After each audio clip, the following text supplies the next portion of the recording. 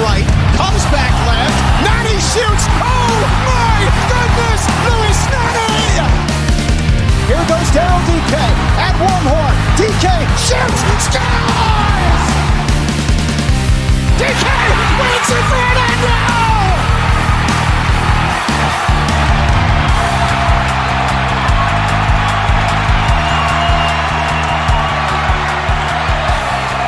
The biggest man in MLS comes up huge! What is going on, guys? Welcome back to the Lions Blog podcast. Welcome back to the Lions Blog YouTube channel.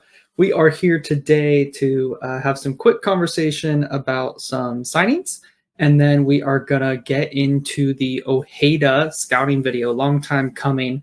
Unfortunately, we had this scheduled a couple weeks ago, maybe a week and a half ago, and somebody... not pointing fingers, somebody's laptop decided who could that be? Not to work. That could be you, could be Chase, could be Daniel. Now, as you can see by my fantastic picture quality, I'm clearly using a new laptop. Yes, it was Adam. I had to go out and get a new laptop. No one can question your love for the team, Orlando City, and your love for the podcast, Lions Blog, because you went out and got a brand new laptop and microphone for the podcast. I did. I'm proud of you. This is going to sound horrible, but I got it. I got an actual mic, guys. No more Rock Band mic. No more Rock Band mic. No more laptop mic. I love it. Pour one out for the homies. Awesome. All right. Well, let's first talk some Ramiro Enrique.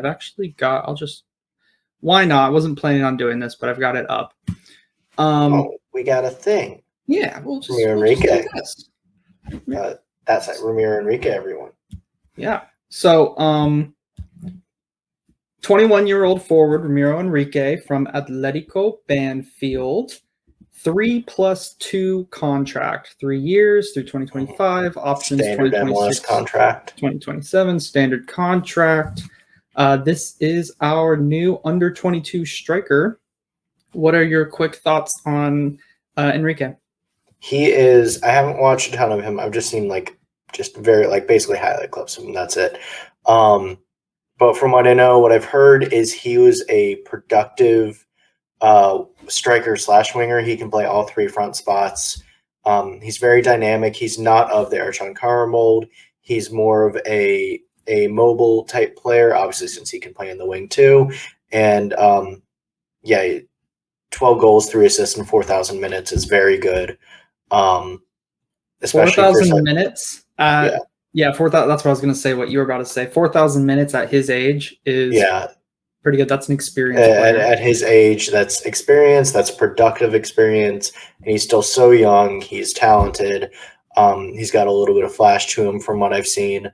Not going to hype him up too much. Obviously, he's 21 years old, and he's going to be behind Ercan Kara on the depth chart. I don't imagine he'll see much playing time on the wings either. But, due to schedule congestions, we will see him a lot, probably in midweek starts, probably in Open Cup. We'll see him probably as coming off the bench in relief of Kara when we want to stretch the field more in the Benji Michel role last year. So there will be minutes for him. I'm excited to see what he can do. Yeah, and he is billed as, in terms of being a winger, a right winger. I didn't hear anything about the left, which I'm assuming he can play out there if we needed him to.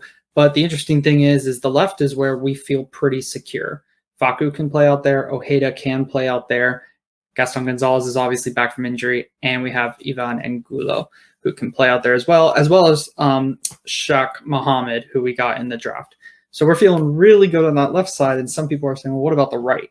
Well, we know Facu can play out there just fine. Ojeda can also do a job out there, which we're going to see a little bit in this video, but mostly he was on the left in this game that we're going to be looking at.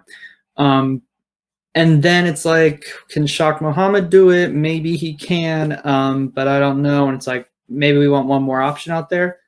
Ramiro Enrique can do that. And I think that's what we've seen. And obviously, we're going to talk about the rest of our offseason rivals too. A theme among them is position versatility. So obviously, Enrique is a guy who can play striker and he can play winger. Dagodan, who we're going to talk about, he can play 8 and 10. Martin Ojeda can play all 4 attacking spots if you want to throw 10 in there. That's kind of been the theme this offseason with our acquisitions. Yeah. Well, let's go ahead and move on actually to Dagodan. Icelandic internationals, played a couple times for the Iceland team, 4 caps overall, 22 years old, and has kind of bounced around a couple different teams, going on loan, and then kind of going back and forth, playing some, but not a ton. And now he's found his way to us. I mean, kind of a random transfer when you think about it. Like, where did we even find this guy? Kind of speaks to just how vast scouting departments are nowadays, that they can find players out of nowhere. But Dagodan, any thoughts on the new midfielder, the new Icelandic midfielder? Yeah, he's the junior Ursa replacement in terms of like for like. That's his play style. He's kind of that mix between an 8 and a 10. He's not going to play 6. Quick reminder for those who are unfamiliar with the number terminology: 6 is your defensive midfielder, Ella Cesar Araujo. 8 is your box-to-box guy, Ella Junior Urso, and then 10 is your creative attacking midfielder, Mauricio Pereira. Are the archetypes for those positions. He's a guy. He's great. He's got a sweet, I believe, left foot on him. He's left-footed, right? I think so. He's right-footed. He's right-footed. I have seen clips of his left foot that look just fine. So I wonder if he had FIFA put a video out of him where he scored 2 identical free kicks in the same game. He's very good at set piece delivery. I thought it was left-footed. It might have been right-footed, but he like literally. Oh, I think it was right-footed. He like curled in around the wall and into the corner twice in the same game. It was kind of incredible, like identical free kicks. He's a very skilled striker of the ball. He looks to have really good awareness. He likes to arrive late in the box and score goals.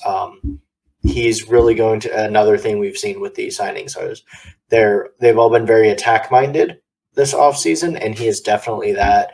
If we were looking for more production from the midfield in a certain setup, say we were going Mauricio Pereira at the 10 and we wanted someone in midfield that was going to arrive late in the box and provide another outlet to actually score goals, he's a fantastic option for that. So I'm very, very excited to see what he can do. And also Icelandic cap at his age, he's very young too. I have his page up. He's 22. Icelandic cap at 22. Like, that's a decent national team in this day and age. He doesn't have that many caps, but it's a very recent cap, so it shows that he's getting the recognition in his country. Yeah, so he's getting the recognition, but also he's played a ton. So Enrique, we said 4,000 minutes is good for a 21-year-old. This kid's 22, 8,000 minutes already under his belt, including 400. He's not raw. 400 minutes at 16 years old in the Icelandic second division at 16. So like he's been around the professional game quite a while too. And so yeah, he's maybe wasn't at the top flight at that time, but that's still really, really impressive. 18 goals, 11 assists in 116 appearances at 22 is not a bad number at all. I mean, that's what, and 18, 28, 29. I believe a lot of those goal contributions are recent. Like he started scoring more as he got older. Yeah, 5 goals, 5 assists. That's what you want to see. That's what you want to see. Oh, sorry, 9 goals, 5, 6, 7, 8. Sorry, 9 goals, 7 assists in 2022. Yeah. There must be like a ton of different competitions because like they're really spread out here. I mean, but that's real impressive. Yeah. And then I'm just gonna flash this up real quick. I think honestly, I think Dagodan's the non-Ojeda acquisition I'm most excited to see. Okay, I just gotta show you this. I know I zoomed in like a crazy amount. What is this? Center mid, Man DM, knows left back, how to left get wing, left on the wing, field. center forward, right wing, right mid. He has been all over the place. Man knows how to get on the field. So, but he's primarily going to play center mid and attacking mid. Yeah. Looking like he's played 8 games at striker. What is going on here? So someone to be excited about. I'm not. I doubt he starts right away, and comes in. But I wouldn't be too sure. Maybe not like immediately. Really? I think he's good enough to give Cartagena some competition. Yeah, maybe for that. Obviously, Araujo and Pereira are locked-in starters. Yeah. If we're going to go with a third midfielder, I think depending on how we want to set up, if we could either go Cartagena if we want to go more defensive and go with almost double sixes, or if you want to go, push it a little more and have a very aggressive midfield, I think he's a really good option there, and he could push Cartagena immediately. Absolute scenes when Dagordan starts at right mid for us, like Urso did that season. Oh man, no, that's the type of player he is. He's. Yeah. I think if Urso's still on the team, we're not trying to sign Dagordan. Yeah, probably not. I think that's fair. I was going to say that's the quickest way for Oscar Pereira to lose his job. If he starts Dagordan at right wing over like Ojeda or something. What if everyone's injured? Right. True. All right, and then finally, before we get into the scouting video, we have a new contract for Godrigo Schlegel on a 2+2, right? Yeah, 2+2. 2+2. That does that put him in an Orlando City uniform the rest of his career? How old is he? No, he's got to be 25 at the. Yeah, he's 25. I thought he was late 20s. That puts him here at least till 27. And then I can't imagine not renewing him as long as he still plays like he does. Yeah. And I mean, he's just now going to be entering his prime for center back. Maybe even still just a little bit outside of his prime. And he's been playing a lot recently, just with injuries to Carlos early on, Janssen later on in the season. He played most of the season last year. Actually started the cup win, right? I think so. Yeah, Janssen wasn't back yet. Yeah, he started the cup win. I mean, he scored in the cup run. Whoever it was. Yeah, one of the center backs wasn't back yet. Janssen, yeah, it was Janssen. Really, really important player to our squad. I really don't feel too scared when he starts a game for us. So happy that we've got Schlegel. I don't necessarily want to rely on him every week as a starter as the plan, but as number 3, I'm very comfortable with him. He loves the club. He was actually instrumental in recruiting Martin Ojeda. So, yep, there you go. Racing. Yep. So it's honestly a no-brainer. The guy like him, he's affordable. He doesn't cost any allocation money. He doesn't cost any spots other than an international slot. I imagine he'll be getting a green card sooner or later. If he's going to be here 4 more years, probably next season, I would imagine. So, and especially if he were going to leave, it would have been after this contract, age 25 season, age 26 going to leave. It looks like he doesn't have any plans to. So, he's the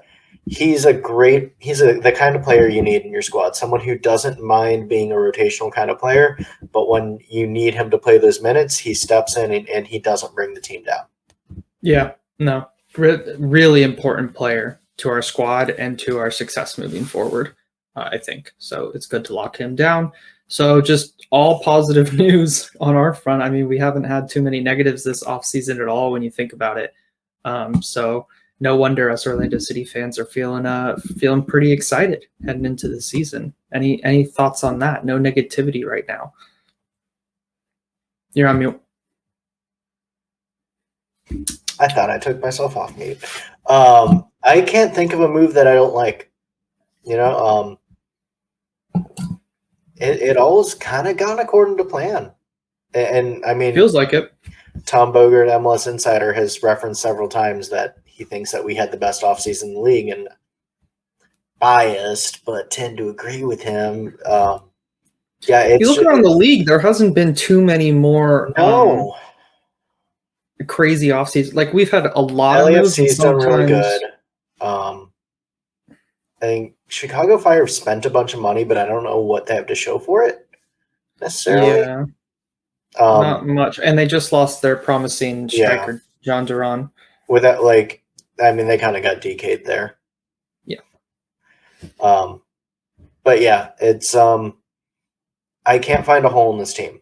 There really isn't one. If you want to say right back, maybe, but you got 3 guys there that the team believes can play minutes. So, I mean, as far as if you're saying, oh well, the right back spot might just be average and not contribute much attacking.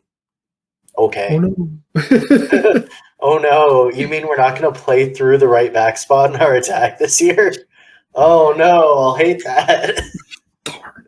Damn. Yeah, no, I'm extremely happy with all the moves. It seems like from everyone who's talked to anyone, Rico and Muzi both said that they're really excited because the acquisitions they've made are allowing us to now play a more attacking style, which I don't think was intended shaded Oscar Pereja. It's just like something they're genuinely excited about. They're like, oh, we're going to score some goals. This is going to be fun to watch.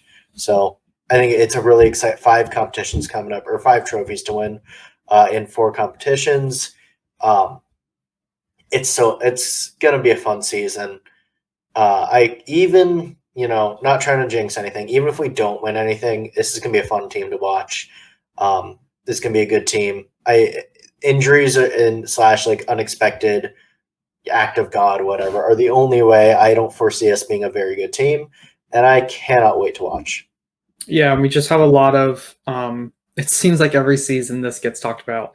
It's like we feel like we have a lot of depth, and it's like unless like Ramiro Enrique stinks and Gaston Gonzalez stinks, and like these players just like Dagger Don is awful, and Petrasso and Santos are bad. Like basically, there has to be really, really bad players coming in to say that we don't have depth. Basically, because right now we feel like we have good, solid MLS quality players who can do a job and do it at like an above average level in almost every position on the pitch. I feel like we go too deep at every position, at least. Yeah, so, and that's what you want. Yeah. It would really have to be someone's just not performing at the level, and I can't see that happening. Maybe like a Dagordan struggles or something like that, or like a Rafael Santos. But I mean, you're not going to hit on everyone, but that's why you have so many. Like if we don't hit on one of our wingers, we got 3 more. Mm-hmm. It's and we're talking about Rico Moreira and his scouting department, who is, in my opinion, the best scouting department in the league. Inarguably one of the best scouting departments in the league. They hit much more than they miss. If Luca Pestrasso isn't great, but Rafael Santos is okay, we have a below average backup left back. We can afford to have that. And we have Kyle Smith, who's been our backup left back for 3 seasons. So much versatility. If one of our backup wingers isn't great, Dr. Dunn can play both wings, right? Yeah. If it gets down to it, we need someone to start a Wednesday game when we got when we got like Open Cup and Leagues Cup and whatever sandwich, right? We need someone to start a game. Dogger Don can start a Wednesday game. It's all very doable. That kind of versatility. And it's just we need to use the rotation because, like, remember last year we were so excited about Mendez, Araujo, Urso being our 3 for the 2 spots in midfield, and then we didn't really use Mendez in the rotation that much. This year we need to see that rotation, but I think we will. There's just too much. There's too many games. And also I think part of that was Mendez was seen as only a 6. So it was almost he and Araujo were not going to play together. I personally disagree with it, but I'm also not the one seeing them in training every day. So, All right, well, let's go ahead and get into the scouting video. So if you're listening to the audio, I'm going to post this on the podcast feed and on YouTube. So if you're listening to the audio, head over to the YouTube if you can to watch what we're watching live.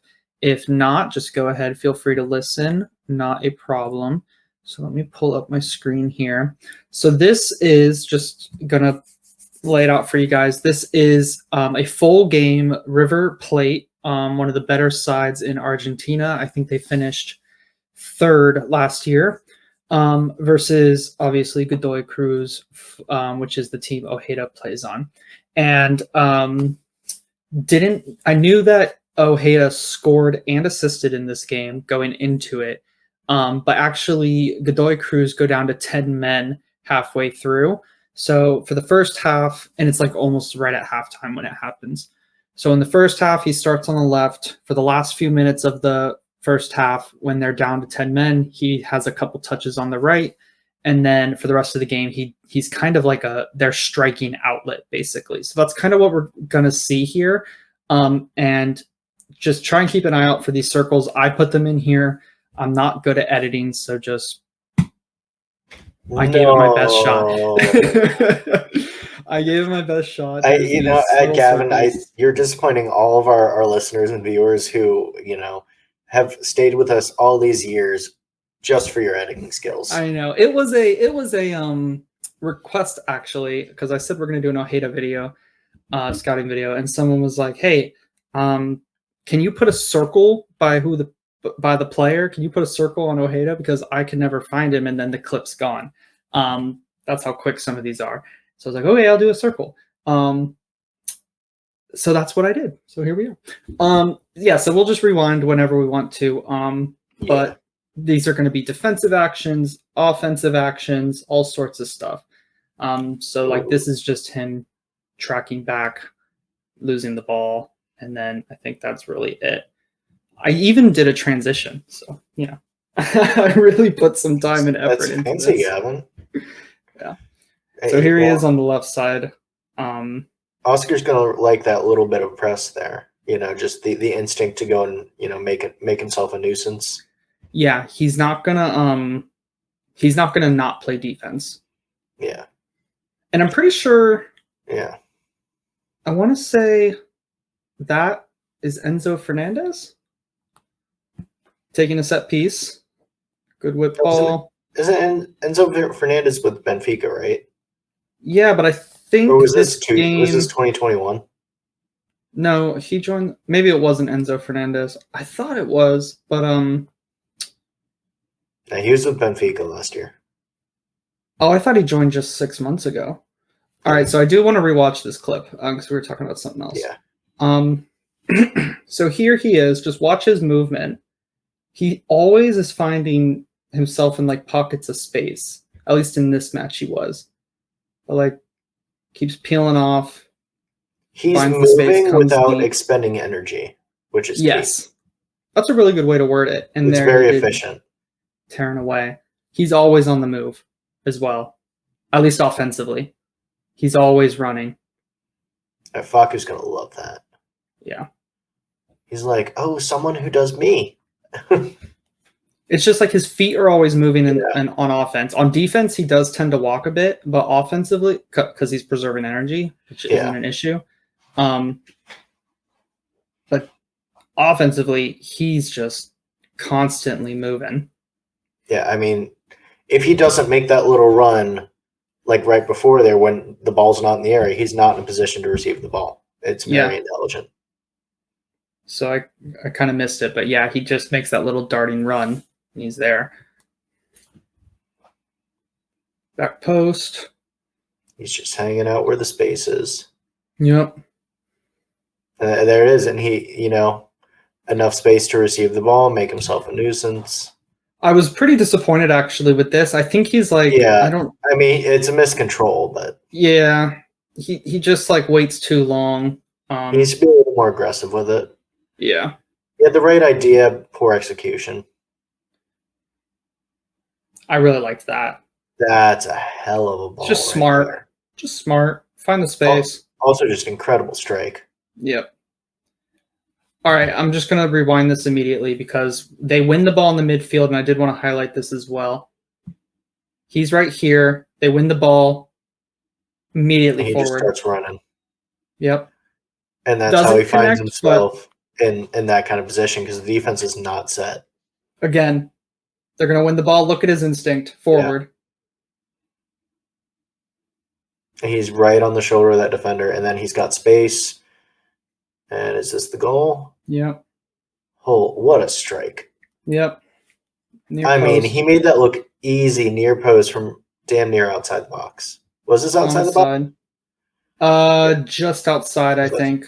That defender out of position did make it easy for him to keep himself onside there, but Yeah.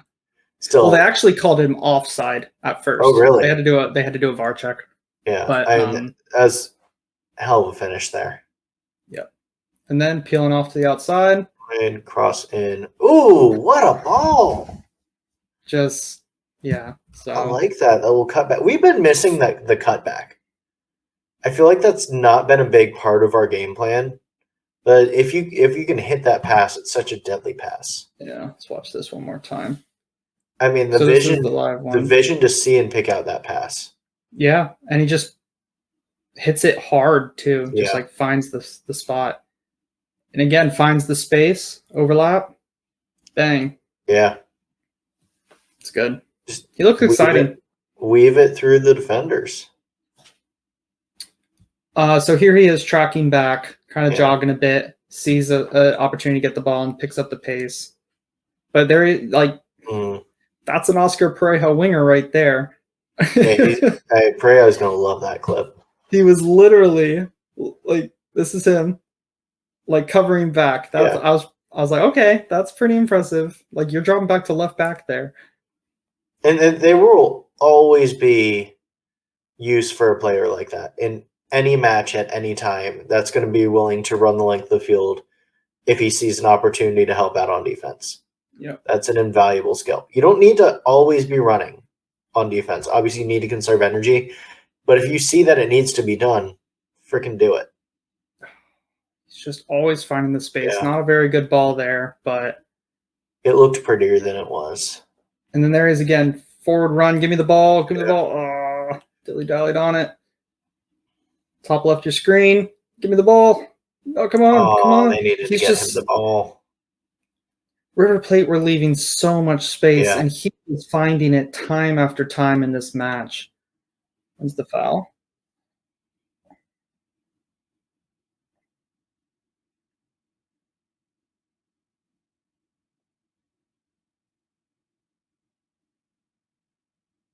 Should have got the ball there. Yeah, that was a poor shot decision. Yeah. So this is after the red card. So he's going to be on the right for like this clip and I think the next clip.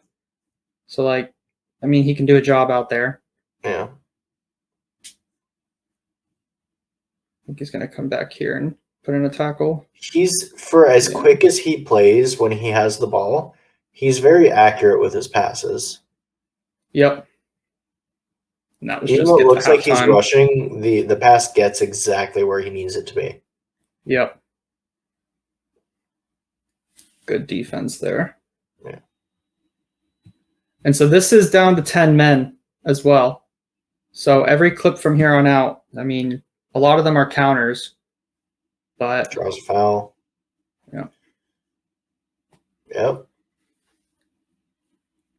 And this, again, this isn't no like joke of a team. This is River Plate. Oh, I love this clip because he gets there first. That's just straight up effort. He had no right to get there first. Oh, absolutely not.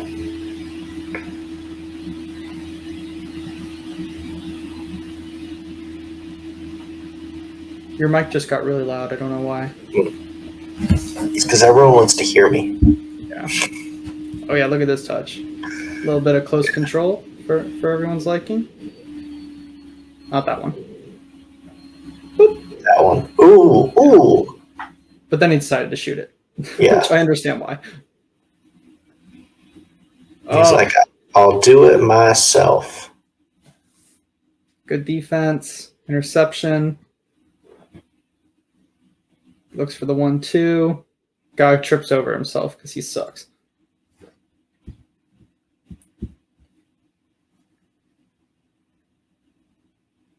Not a foul. So yeah, so a lot of these are going to be defensive from here on out. Yeah. But like last line, just That clear off run. Just look at this. He took 2 defenders with him there. Yep. I like how he presses into the first one and then tries to split them, to make them into each other. It just engages the defender. look at the space Yeah. he opens up. Oh, It's his teammates beautiful. got to do better with that. Oh, it's a terrible pass. And terrible run. Yeah. He keeps it way, way, way too close to the central defender. Yeah. I think the one of my favorite things is kind of what you said. I really like the way you put it. Is that he's moving without like putting in a bunch of effort. Like he's just always moving on offense. Always. It's conservation of momentum. If he's basically just keeping his legs moving, but not really putting any force behind it, and just kind of like he's controlling himself with the joystick. Like I'm going to be moving a direction. I just got to pick the direction. Yeah, he's like, almost like constantly jogging. And that was really good because I remember they were under pressure for a really long time. Down to 10 men. Just keep the ball, keep it back to the goalie. Just chill out. It's just smart. Honestly, they should rename Godoy Cruz the Fighting Martin Ojedas. But so many times. Look at that touch. Perfect weight on that touch and draw a foul. Again, relieves pressure. Just smart. And you see what this shows, this set of clips shows, is he knows how to close out a game. Yep. And if this was 10 minutes, maybe even like 15 minutes earlier, that is just, he's got just enough to get past his man. I think he was just gassed at this point, which makes sense. Yeah. But going back to the always moving thing, I mean, how many times have we, or at least me, how many times have I just complained that we're not moving enough? Like we're too static on offense. There's not enough runs in behind. This dude's just always running. He's always moving. We will have offensive movement. There he is. Or that's not him. He's making that run in behind. And like, that was a good run. He didn't get the ball. Maybe he should have. He's up here. He might have been offside by the time they realized it. Yeah. Just always moving. I love it. I love it. That was pretty poor, but yeah, 86 minute. Right 86 minute, and I hope we're not buying. We've seen that defense before. Yep. And that was it. So, anything to add on that from no, he's for Ojeda. Exactly the player that we've all imagined him to be. He's a guy. He's a dynamic winger. He's always moving. He's very intelligent. He's going to find the space that he's so good at finding space to drop into because he's always moving towards that space. And if you're already moving, then the guy seeing you move there, but that isn't moving yet, is going to already be behind to catch up, and that's how you win. So that's how you score goals. Yeah, I'm gonna go ahead and pull up a YouTube comp as well, just to see some of the, the best stuff. Oh my gosh! So I skipped ads, and then it brought me to like halfway through the video because I was looking at, I was watching the video earlier. And then it just made me watch ads again. And I'm still watching ads. We should. I know that's what everyone wants to hear. On our stream, so we make additional ad revenue. Yeah, that'd be nice. Yeah. All right. So let's see here. Blind Spot Podcast for the money. All right. Let's get this up. I'm going to leave it like this. So there's no I don't know. Copyright, that's the word. There's no copyright issues. Nice little shove in the back there. If he goes down, that's a red card. If you have watched any Argentinian league at all, any of you out there, I've watched a couple games. That's what we just saw. It's rough. Is like CONCACAF on steroids. Yeah. Let's get the 1080p going. What are we doing? Not much better. Yeah. He definitely takes set pieces for them. So we've got yet another corner taker, which is nice. Now, if you watch this video, you can tell that he either scores or assists on every single touch, except for that. Credit to them for including a miss in the highlight video. Yeah. It's a good cutback. Yeah. I like the cutbacks. I like that he looks for the cutbacks. I feel like Facu does that a little bit. And I feel Mhm. like that was missing from like everyone else. They were just trying to like the bended crosses, and that was it. Yeah, and he likes to. One thing I've also noticed is he likes to engage his defender, which is sign of like a good dribbler. Mhm. Like wait that extra second, engage them, and then go past him. Ooh. He made the pass, not the shot, Oh, but I mean, still a that's good still a shot. nice pass. Yeah, That's a ball right there. Ooh, yeah, rewind that. Oh, that's a ball. perfectly placed. Oh yeah, I I'm on mean, YouTube. I can where read it. that like it like almost knuckled and then dropped right on his teammate. Yeah. That's a hell of a ball. Oh, how about that for a ball? Oh, Just did put he it in a backdoor good that? area. Just a really good Okay, you area. know what that reminds me of? Don't take this the wrong way. You know how Zlatan would just try shit and occasionally it would work? Some of Kind of his like Kara. passes, well, no, some of his passes remind me of that. Of Mm, like, the ball's like at my shoulder height and I'm not going to have an opportunity to bring it down or dribble. I'm just going to try and hit it and see if it works. and it worked.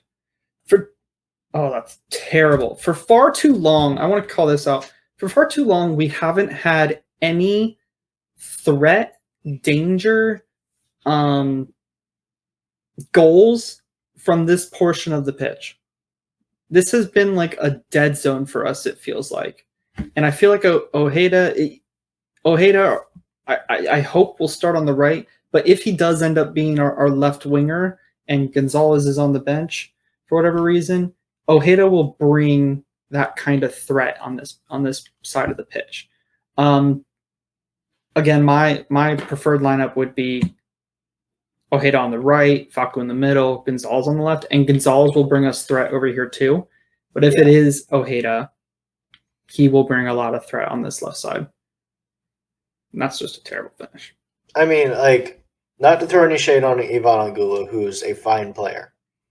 Ivan Angulo can't be your number one best option on the wing. The man doesn't score.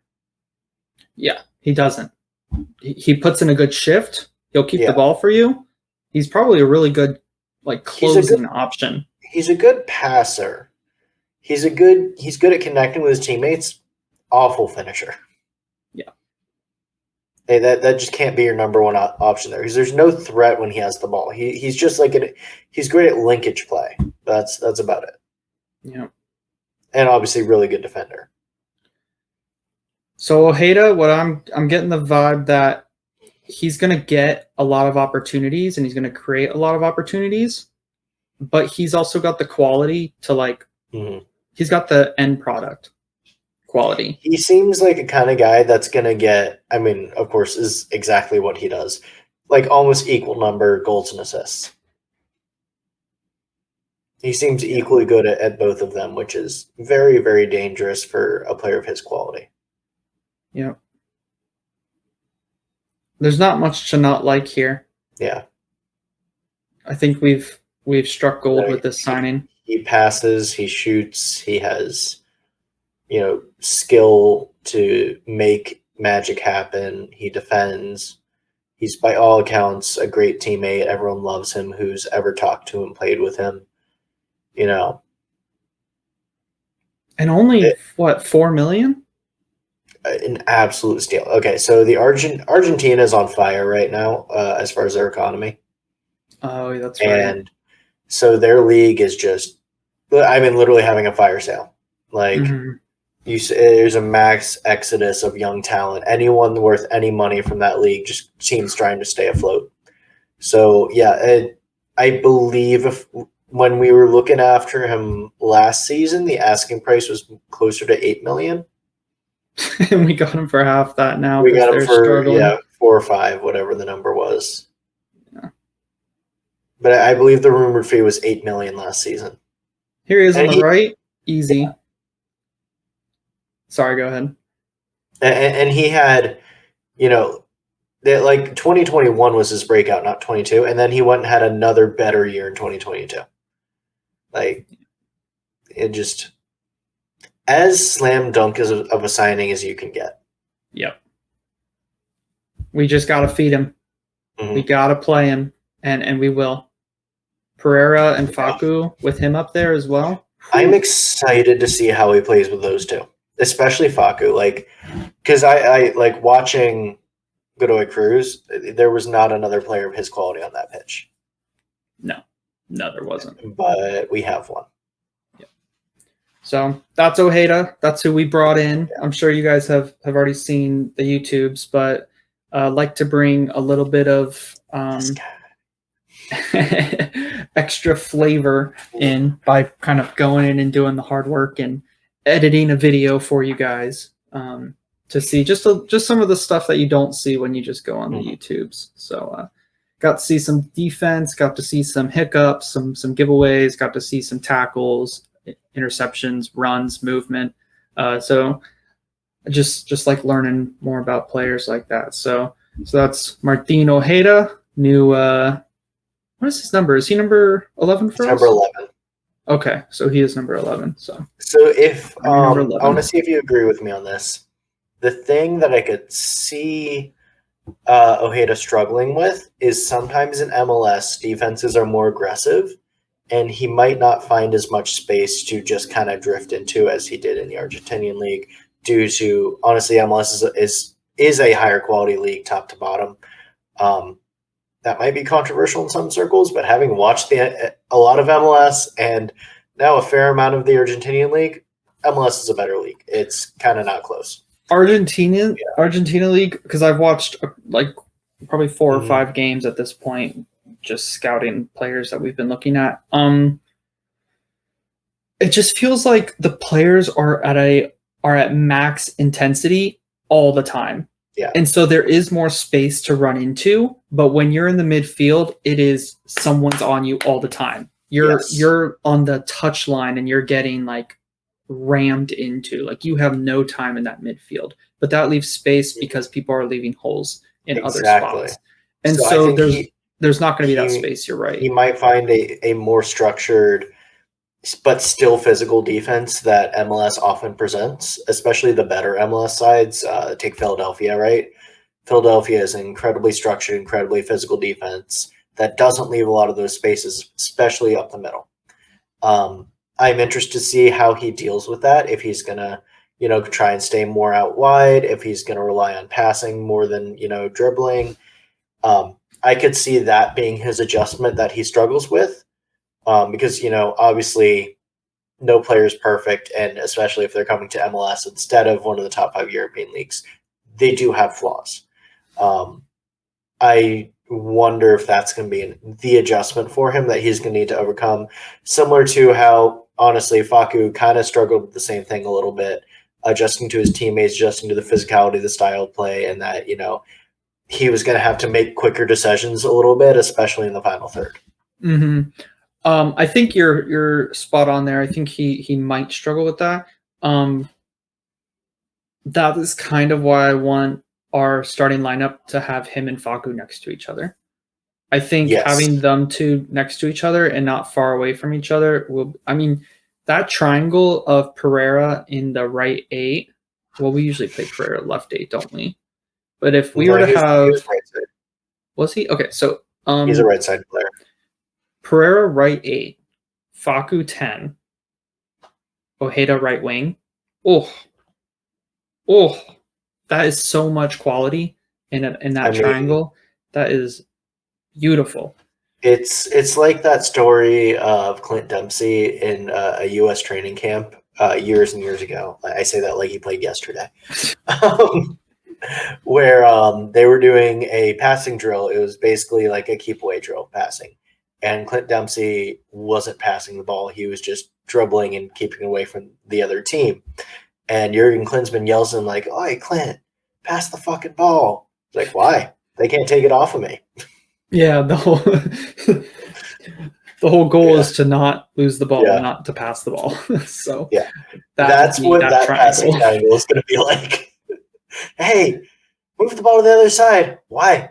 They can't take it off of us. Yeah, and if you think about it, going back to the Gonzalez scouting video, let's say that is our triangle. That's going to leave space for Gaston Gonzalez to run into, like he likes to do, because he likes to hold the width and just be that straight line runner. And holding it on the right and then switching over to the left, that could be a play we could see quite a bit over the course of the season. That could I would breed some results. Yeah, I'm especially excited to see some long switches. Oh, that's something Dogradon does very well too. Is long switches. Just a long ball. Yeah, well, no, Nice. like a long, not necessarily a long vertical ball, but a long horizontal ball. Oh, okay. Nice. Yeah, which is, in my opinion, a very underutilized tactic. I agree. Because if you, It's dangerous, but it's dangerous. But if you got someone who can do it, if you just want to completely switch the point of attack and go against, take a defense that's already set and then immediately make them unset, because going against set defenses is for dummies, then that's a way to do it. Going against set defenses is so Orlando City 2022. Nah, it's going to be a great season. Ojeda looks fantastic. I can't wait to see how he fits in. I really hope we see it on the right, Facu in the middle, Gonzalez on the left. I think that's got to be the best way to get all our talent out there. But even if, say we go against a team with a stronger midfield and we want to start two true midfielders, even if we're playing Pereira at the 10, that's still like he's going to link play. He's going to like link Facu and Ojeda, no problem. And he's going to do that defensive contribution that he gives. Yeah. So real exciting. Adam, thanks for joining me to kind of look at this and then have some other discussions. If you guys enjoyed, go ahead and follow us at Lions Blog on YouTube, or subscribe to us at Lions Blog on YouTube. You can follow me on Twitter at LionsBlog1. You can follow Adam at Kosher Taco Truck. And Adam, take it away. You can find Cappies where on opening day? At Broken Strings Brewery on February 25th pregame. That's a 7:30 p.m. game. I believe that's a Saturday night, I think. I believe so. So all the cool people are going to be there. And if you're a cool people, Broken Strings Brewery is great. They have amazing beers. It's a great atmosphere. It's always packed with Orlando City fans. It is within walking distance of the stadium. They have parking in their parking lot. They have parking lot in the lot behind them. There's street parking near there too, if you can manage to find a spot. It is the play. Like, even when I don't do game day food trucks, I still park near there. I still go grab a beer before the game, say hi to everyone. It's a great time. Yep. Are you doing the special that you did for the Red Bulls game in the Cup or no? No, I'm doing different things. What were the two things I was doing? I'm doing, yes. Okay, my baker made some badass New York City style Kaiser rolls. So I'm doing a bacon, egg, and cheese with a twist. And then I'm going to make in honor of Mr. Tincho, Martin Ojeda, we're making choripan. Ooh, nice. That sounds awesome. That's an Argentinian chorizo sandwich for the gringos in the house. Love it. Absolutely love it. Well, thank you, Adam, so much. Really appreciate you joining me today. Can't wait to go eat some delicious food later on in February. Have a good rest of your night, my friend. And as always, vamos Orlando. Vamos.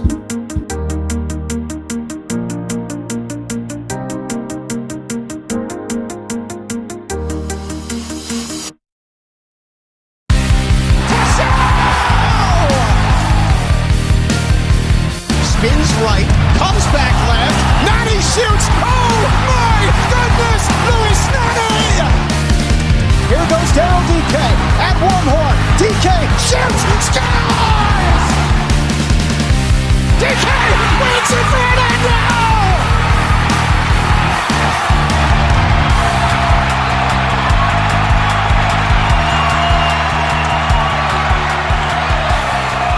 The biggest man in MLS comes up huge!